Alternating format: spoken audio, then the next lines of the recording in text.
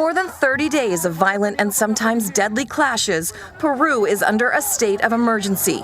Demonstrators have blocked roadways and shut down runways, with protesters hurling rocks and fury at security personnel, who've pushed back with brutal and sometimes deadly force. The protests began after the impeachment of former President Pedro Castillo in December, after he tried to dissolve Congress by decree in a power grab and form an emergency government. His vice president and former political ally, Dina Boluarte, took over, but Castillo's supporters, who see him as a champion of poor and indigenous Peruvians, stuck with him.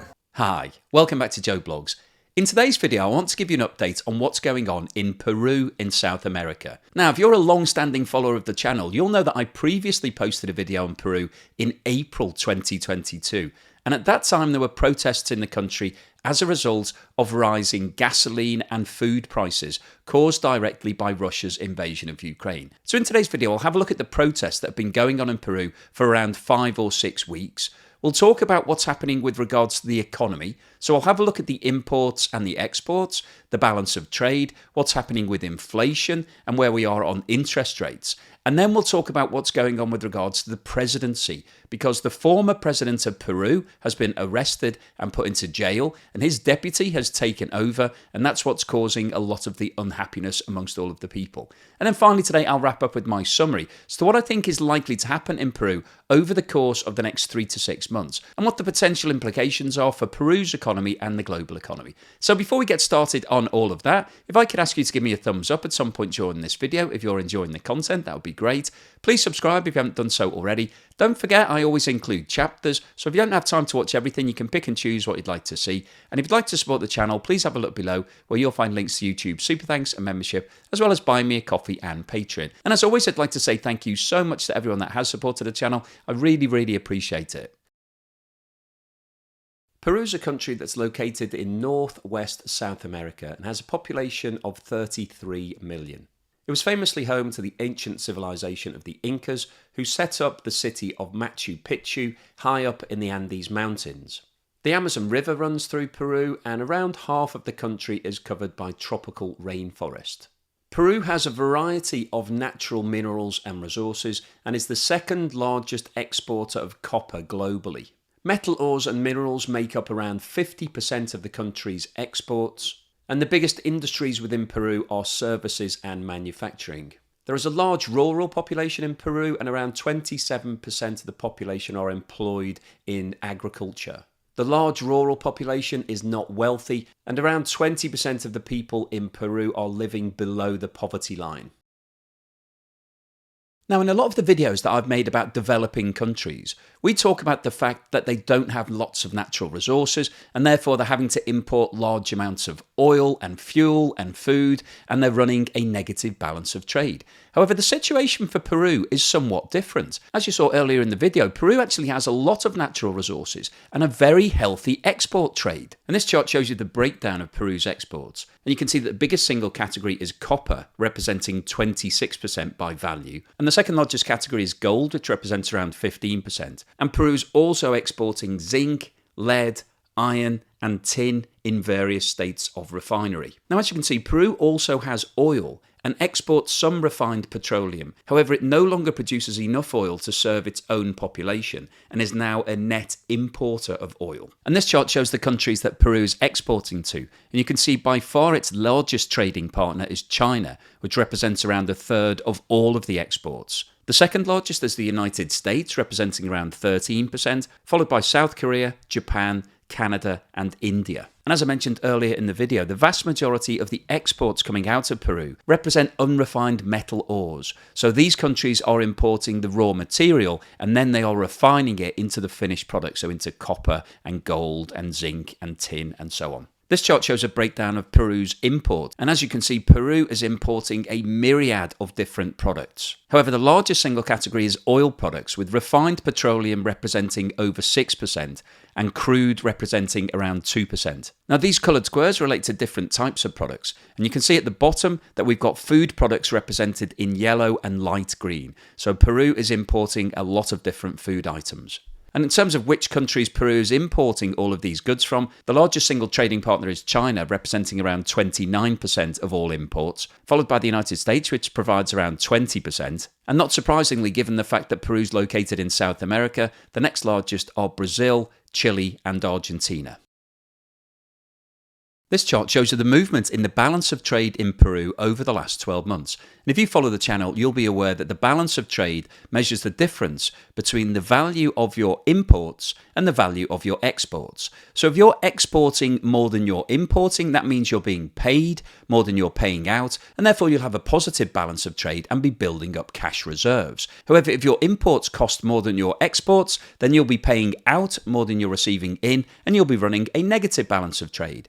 And if you look at what's been happening in Peru, you can see that over the course of the last year, 11 out of the 12 months have had a positive balance of trade. And this is obviously a very positive position because it means that Peru is building up capital and therefore it's not having to dip into its reserves. However, if you look at the trend for the balance of trade, you can see that there is a pronounced downward movement between this time last year and where we are today. So the trend is indicating to us that there's more pressure being applied onto that balance of trade. And this will relate directly to the fact that Peru is a net importer of oil products and food products. And as you'll know if you follow the channel, following Russia's invasion of Ukraine on the 24th of February, we saw a massive spike in the price of all of those commodities in the international markets. And any countries that were having to buy them in had to suck that up and just pay those higher prices. So that put more pressure on their budgets because it increased the total amount that they were having to pay out. Even if you were importing the same volumes, those volumes would obviously cost a lot more because prices moved up significantly. Now, if we expand the balance of trade graph out to show the last 10 years, you can see that between 2013 and 2021, there was a significant upward trend in the balance of trade. So this indicates that things have been going well for Peru over that period. The value of their exports were higher than the cost of their imports, so therefore they were in a healthy position. They were building up cash reserves. But if you look at what's happened since 2021, there has been a complete change in the trend, and it is now significantly downward. And that's as a direct result of those higher import costs from oil and food and other related products. This chart shows the current account for Peru. So this is similar to the balance of trade. However, this relates to all expenditure. So this is the difference between what the government is receiving in terms of taxes and other monies that it's collecting in, and what it's spending on things like infrastructure, social care, all of those sort of items. So this is basically very similar to your own checking account. If you're spending more than you're earning, you'll be running a negative position, an overdraft. However, if you're earning more than you're spending, you'll be building up a nice cash reserve. And if you look at what's been happening in Peru, you can see that over the last 12 months, the majority of months have had a negative position in terms of the current account, and the trend is significantly downward. So the negative position is getting larger, particularly over the last few months. And if we expand this chart out to look at the last 10 years, you can see it's got very similar characteristics to what we saw for the balance of trade. Between 2013 and 2021, there was a significant positive trend, so things were getting better. However, over the course of the last 18 months, we've seen a complete shift in that, and we've got a steeply downward curve now. So this indicates that the financial position of Peru is starting to come under a lot of pressure. This chart shows the movement in the official rate of inflation in Peru over the last 12 months. And if you follow the channel, you'll know that this chart is very similar to what we've seen for the vast majority of countries all around the world. Following Russia's invasion of Ukraine, we saw a large increase in the cost of commodities, and that fed through into prices and caused inflation to rise in most economies. Now, interestingly, this time last year, the rate of inflation in Peru was 5.7%, which is actually relatively low compared to what we've seen in a lot of European countries. During the course of 2021, in a lot of developed economies, we saw a large increase in demand for products and services, and that drove up inflation because demand was higher than supply. So for many of the developed economies, we saw inflation closer to 10%. So in relative terms, Peru is doing quite well. However, as you can see, between January and June, inflation increased to almost 9% and has stayed at those elevated levels over the last 6 months or so. And an ongoing rate of inflation above 8% is not sustainable for any economy because it puts pressure onto wages. And as I mentioned at the start of the video, Peru has a high percentage of poor people, people who are living below the breadline. And if we expand this chart out to show the position over the last 10 years, you can see that inflation has been at low and manageable levels in Peru right up until 2021, when the impact of the COVID pandemic forced it to start rising upwards, and the Ukraine war has continued to consolidate those problems. And I do think it's interesting to note that Peru has managed to stabilise its inflation historically, because a lot of developing countries have historically had high rates of inflation. And this chart plots the movement of food inflation over the last 12 months. And as you can see, food inflation has been outstripping actual inflation. The rate of increase in food prices jumped up from 7% in January to 12% in April. Month on month, it stayed above 11% all the way through until November. But in December, the rate increased to above 15%. And as I mentioned, this is a real problem when you have a lot of poor people in your society because they don't have any savings, they don't have any capacity to pay more for food. So when food goes up by 15%, generally it means that they can afford to buy less food, and that's when people start to get very unhappy and take to the streets and start protesting about what's going on. And once again, if we expand this chart out to show the position over the last 10 years, you can see that the current rates of food inflation are the highest that have ever been seen. Historically, the price of food has not been growing by more than 5%, so a current rate of 15% is completely out of kilter with what the people of Peru have experienced. This chart plots the movement in interest rates in Peru over the last 5 years. If we look at the position 5 years ago, the official rate of interest was around 3%. In line with the rest of the world, as we went into the COVID pandemic in 2020, Peru dropped its rates to virtually zero, and it remained at those levels until we came out of the pandemic, demand started increasing, and Peru were very early to start increasing their interest rates. And over the course of the last year or so, the rate of interest has increased progressively to the current level of 7.75%. However, as we saw from the inflation chart, this isn't solving the problem with inflation. In fact, inflation is starting to increase. And one of the reasons for this is that a lot of the inflation is being driven by what's happening in the international markets. The price of oil and food has gone up on a long-term basis, and those increase in prices are being passed on to Peruvian consumers. So the continual increase in interest rates isn't really having the desired effect in Peru.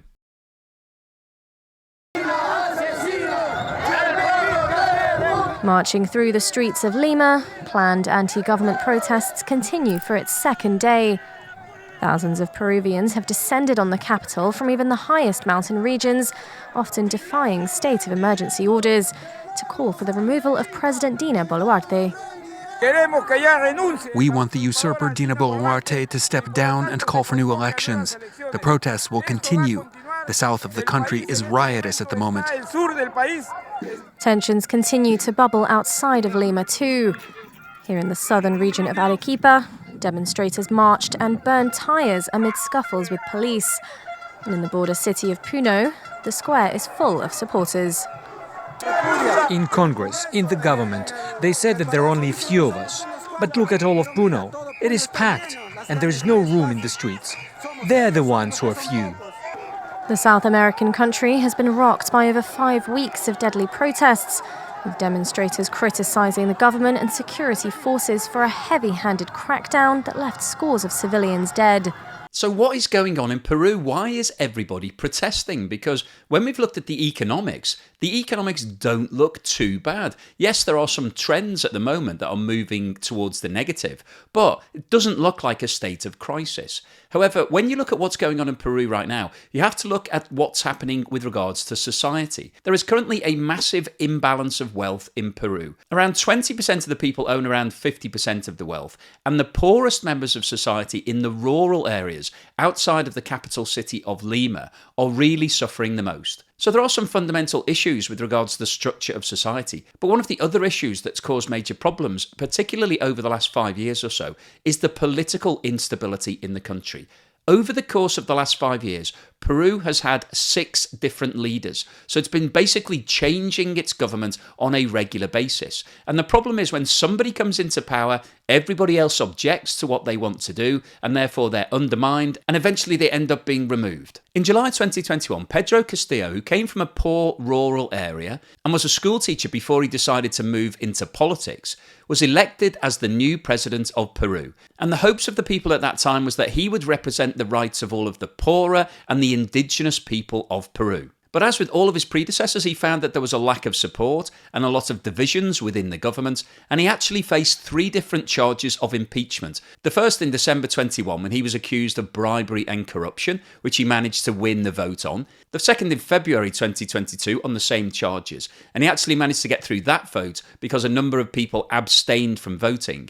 And then the third set of charges were brought against him in December of 2022. And 1 hour before the vote was due to be held, he announced that he was dissolving Parliament and was taking control of the country independently, and that he would set up a new government. So this was essentially a non-military coup. He was deciding that he was going to change the whole structure of the country and run the country himself. Now, in direct response to his announcement, the government all resigned. They held the impeachment vote, which was voted in favour. He was removed from power, arrested, and is now in prison. And this situation is what sparked all of the latest protests, because the people from the rural areas outside of the capital city of Lima still see the former president as a champion of the people, as representing their best interests, despite all of his failings in government over the course of the last 18 months or so. And so they're demanding that he gets released from prison and he gets reinstated as the president. Now, at the time of his arrest, his assistant, Dina Boluarte, was appointed as the new president,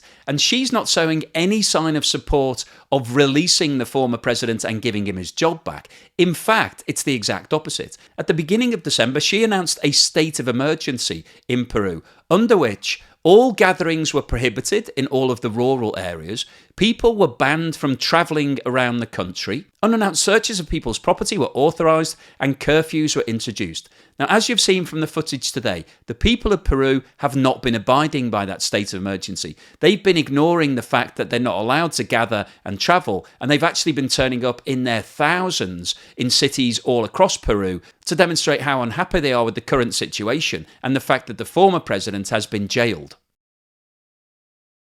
So what's the summary and conclusion today? Well, I wanted to post this video because I've been seeing news about what's happening in Peru over the course of the last few weeks. And as always, I want to have a look into the detail, to dig down into what's going on with the economy of Peru, and to work out what the fundamental reasons for all of this unrest are, and whether there's any link to what's going on elsewhere in the global economy. And I think, as we've seen today, Peru is quite an unusual case because it's a South American developing country. So you would have expected it to have a negative balance of trade, to have more imports than exports, to be struggling and maybe needing a bailout. But that isn't the situation. And actually, from a financial point of view, Peru is in a pretty healthy situation. It has a lot of natural resources that the rest of the world want. Copper, gold, zinc, iron, tin. All of these things are really attractive to the rest of the world. So they're doing quite well from an economic point of view. They're still making all of those sales. Their position has been eroded over the last 18 months as a result of the increase in oil prices and food prices,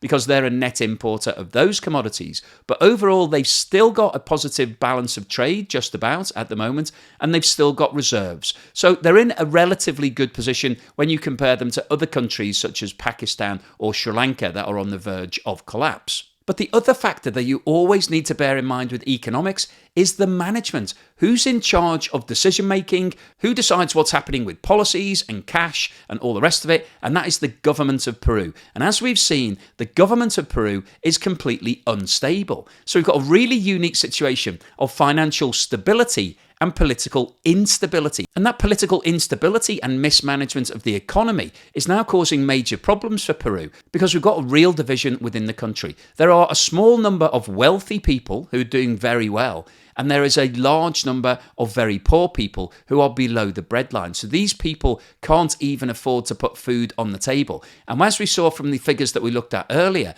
inflation is now on the up. Over the last 12 months, it's increased dramatically. And particularly food inflation has increased significantly. And that's a major problem because, as we mentioned earlier, The poorest members of society don't have any savings, they don't have the capacity to spend more on food. So when food prices rise by 15%, as they are right now in Peru, that just means that they're buying less food. And there comes a breaking point when you can't buy enough food for your family, when you say enough's enough, I'm going to protest. And that's exactly what's happening on the streets of Peru right now. And the problem that we've got is that they've just had a recent change of government. They've had a change of leader. So there is a new president in place, but everybody is really unhappy with the new president. It's been reported in a recent poll that 71% of the population of Peru said that they would like to see a new leader instated. So when you take a step back and look at what's going on right now and the general feeling amongst the population, it's possible that these protests could continue up until the point when we do see a change of government. Now, whether or not that solves the problem is difficult to answer, but when you look at what's been happening over the last 5 years with 6 different presidents taking over, nobody really seems to be in a position to sort out the issues because we've got such divisions within society. So Peru looks like it's becoming unmanageable. And when you look at the history books as to what happens in these sort of situations, quite often there will be some form of takeover backed by the military. Now, I'm not saying that that's definitely going to happen, but it is a possibility here. So obviously this is a live situation, it's ongoing right now, and I'll keep you informed as to what's going on if there's any major news. So hopefully you found today's video useful, informative and thought-provoking. Please let me know what you think of this new lighting setup because I'm experimenting at the moment. I haven't actually got the final set of lights that I'm waiting to be delivered, but this gives you a feel as to what I'm trying to achieve. I'm trying to change the mood a little bit to soften down the lighting because the feedback I'd had from some viewers was that the white background was a bit too stark. They wanted something a bit more pleasing on the eye, so I'm trying to mix it up a bit. So please let me know what you think of this and whether or not you like this particular colour. And thank you so much for watching this video all the way through to the end.